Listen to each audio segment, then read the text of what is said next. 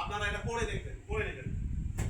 আল্লাহ আশ্রয় সাপেক্ষ না আর আশ্রয় নিরপেক্ষ না। এটা কোথায় আছে? আরে ভাই, এখানে কোথায় আছে? টেবিলে না? টেবিলে। এই দেখো কাকে আশ্রয় করে দাঁড়িয়ে আছে?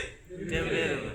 টেবিলটা যদি না থাকে, শূন্যের মধ্যে থাকে, সেটা কি আশ্রয় নিরপেক্ষ? আর এখন এটা কি আশ্রয় সাপেক্ষ? আল্লাহ এমন না। আল্লাহ আশ্রয় নিরপেক্ষ না, আল্লাহ আশ্রয় সাপেক্ষ না। আল্লাহ যদি আশ্রয় নিরপেক্ষ হন, তবুও ওই নিরপেক্ষতার কলঙ্কে কলঙ্কিত হন। আবার যদি আল্লাহ আশ্রয় সাপেক্ষ হন, তাহলে আল্লাহকে দাঁড়ানোর জন্য বা বুঝার জন্য, বসার জন্য কোনো কিছুর আশ্রয় নিতে হয়। অথচ আল্লাহ কাহারও মুখাপেক্ষী নয়। একটা শব্দ দিয়ে আমরা বুঝতে পারি। বাংলা ভাষার সব শব্দই আমরা বুঝি না, আরবিরও সব অর্থ আমরা জানি না। একটা বিষয়, সেটা হলো আল ওয়াসিউন।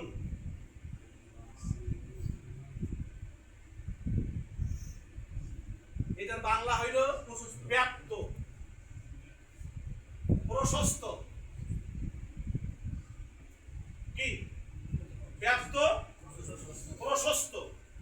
এখন ব্যাপকতা কতটুকু ওটা আল্লাহই ভালো জানেন, ওর কোনো সীমা নাই। ব্যাপকতা কতটুকু সেটা কে জানেন? ওর কোনো সীমা পরিসীমা নাই। তাহলে এই জন্য আল্লাহর আরেক নাম হলো ওয়াসিউন। কি নাম? ওয়াসিউন। কোরআন শরীফের আয়াত আছে, হাত তুলে গোনা যাচ্ছে, সেখানে দেখবেন কোরআন শরীফের আয়াতে আল ওয়াসিউন শব্দ আসছে আল্লাহর জন্য। আল ওয়াসিউন, তিনি প্রশস্তময়। এবার আসুন, এই যে সৃষ্টি জগৎটা, আচ্ছা সৃষ্টি জগৎটা খেয়াল করবেন, এর আল্লাহ কি তার পড়ে না বাহিরে?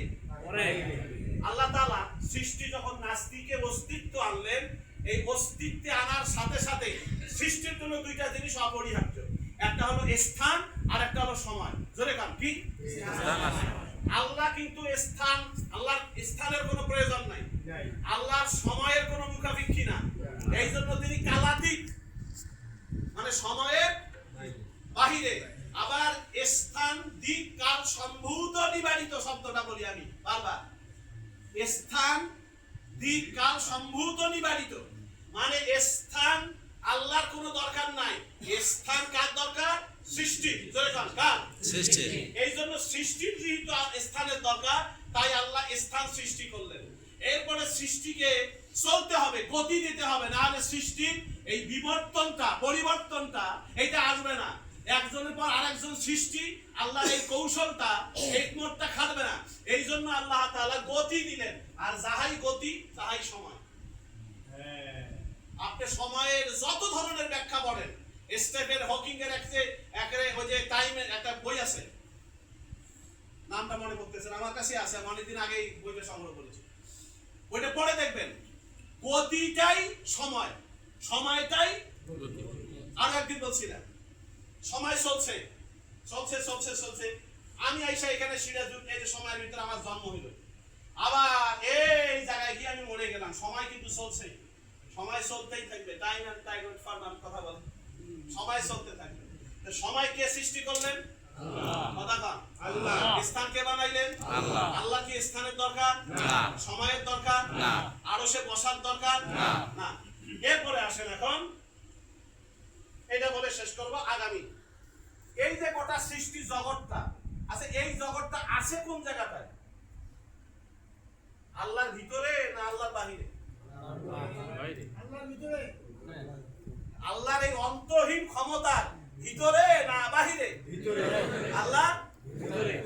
এইজন্য আল্লাহ কইছে নাহনু আকরাবু ইলাইহি মিন হাবলিল ওয়ারিদ। বান্দা, তোমার যে ঘাড়ের রগটা, এই রগের চাইতেও আমি আল্লাহ খুব নিকটতর।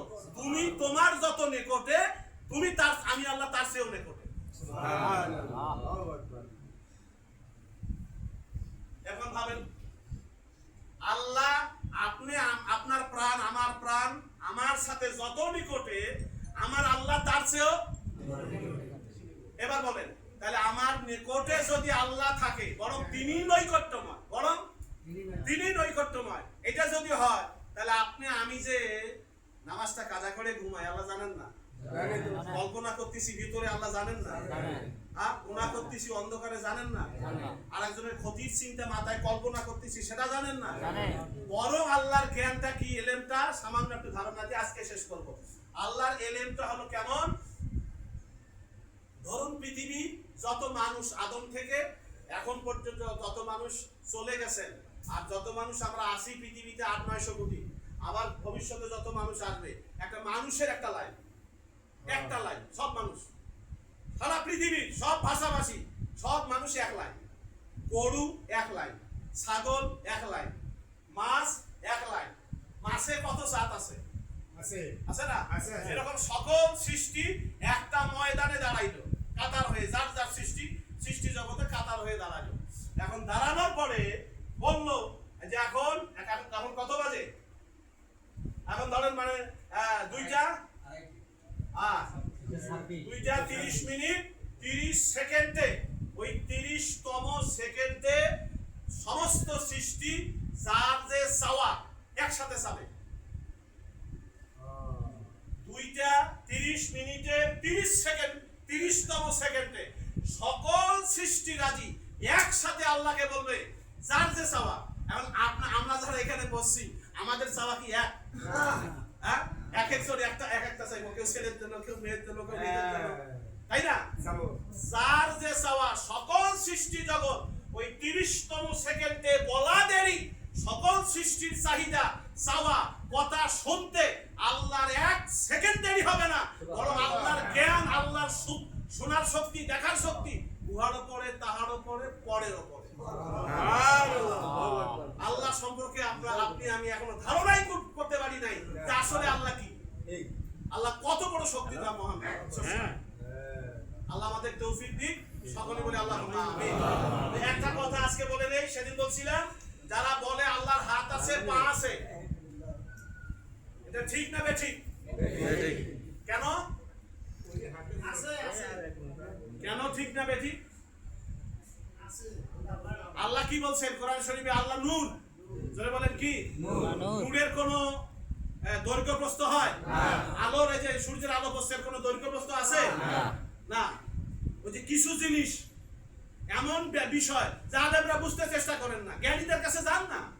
আরে ভাই, আগেরকার ওলামা হযরতরা, জ্ঞানী মানুষরা, শিক্ষিত, জেনারেল শিক্ষিত সব মানুষ বিজ্ঞজনের পাশে যাইতো। আর এখনকার আমরা সবাই বিজ্ঞ, আমাদের দেশের আমরা সবাই রাজা, কেউ কাউকে মানি না, সবাই রাজা। এখন কোন নূরের কোন অঙ্গ প্রত্যঙ্গ নাই, দৈর্ঘ্য প্রস্থ নাই। আল্লাহ যদি নূর হয়, তার শরীর আছে নাই, হাত আছে নাই, পা আছে নাই। যারা বলে এরা কোরআন হাদিস ভালো মতো বুঝে না। আল্লাহ আমাদের সবাইকে এই আকীদার ক্লাসটা আগামী আরো যদি 2 মাস চলে, আরো আগামী 2 মাস চলবে, আল্লাহ সম্পর্কে, আমাদের রাসূল সম্পর্কে আমাদের আকীদাটা একেবারে পরিশুদ্ধ করে নিতে হবে, ক্লিয়ার করে নিতে হবে, যাতে আমরা এই আকীদার কারণে, বিশ্বাসের কারণে যেন আমরা আল্লাহ তাআলা আমাদের জন্য মাফ করে দেন। এবং যারা এই বিষয়গুলো অধিকাংশ আলেমরা জানেনও না, অধিকাংশ আলেমরা বুঝেন না, আমাদের তরিকাতের ভিতরে অনেকেই জানেন না।